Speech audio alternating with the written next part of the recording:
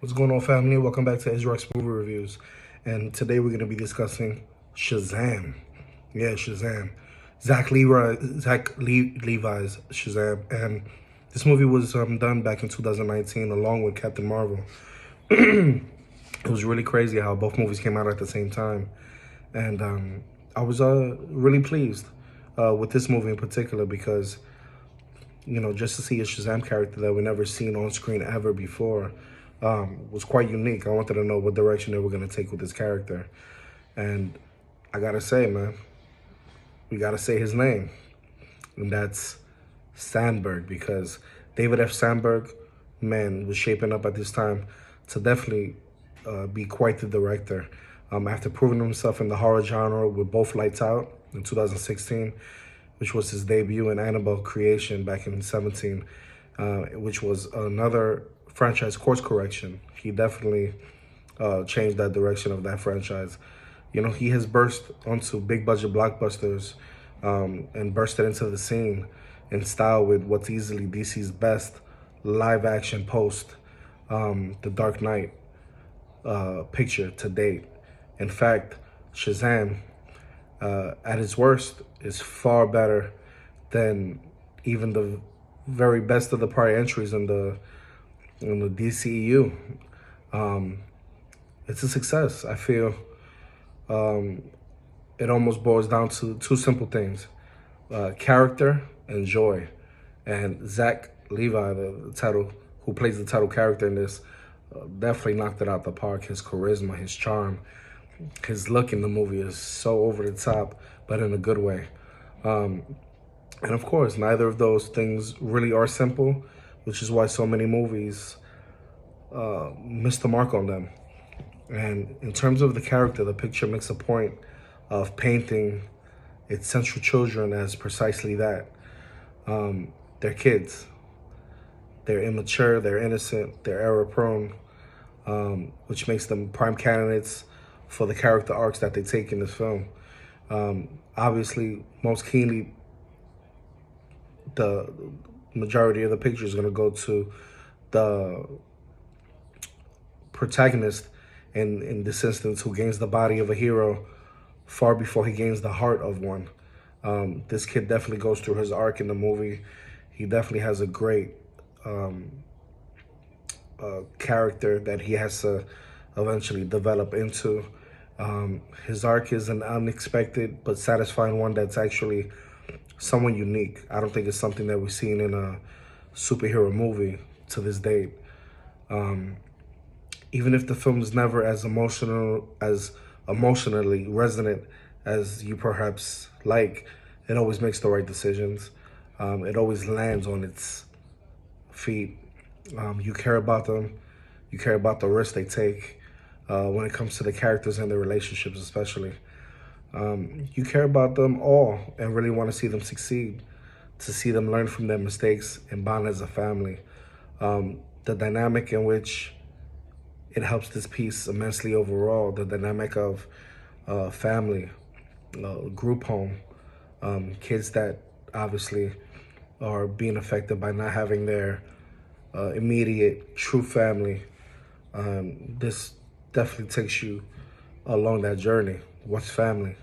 Is it the family that you're born into, or the family that you actually accept? The family that actually takes care of you at the end of the day.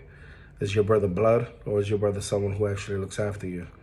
And this movie takes you along that route. I loved it. When it comes to the joy, the flick has you covered. It's often properly funny and nearly always manages to make make you smile, make you laugh, makes your heart fill with joy, both thanks to its hard and small parts.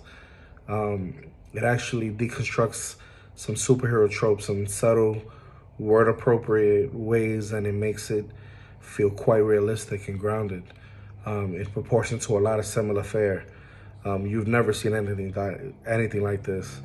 There are moments of pure delight, mainly during the power testing scenes. Those were hilarious because it makes you think, if you got powers for the first time, how would you react?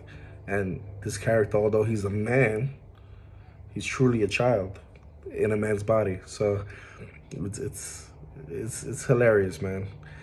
And you know, the affair is always fun. This is true even when it takes some darker turns throughout the story. The story is not ultimately that light, although the trailer might show you that, right?